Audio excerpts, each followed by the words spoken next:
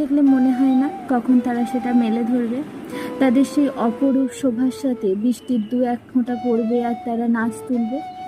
আজকে সেই অপরূপ সৌন্দর্য ভরা ময়ূরের পেখম আর ময়ূরের শোভা নিয়ে আমার কবিতার লাইন।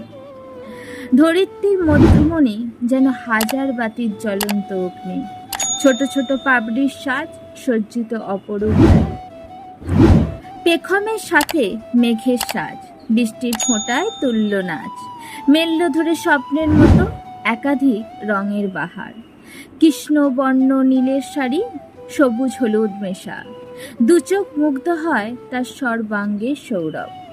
ময়ূরকণ্ঠী সুরটি বাজল মনের মাঝে, মাতল তারা পেখম ছেড়ে প্রকৃতির সাজে।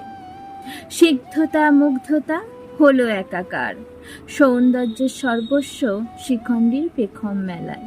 ভিডিওটি ভালো লাগলে অবশ্যই লাইক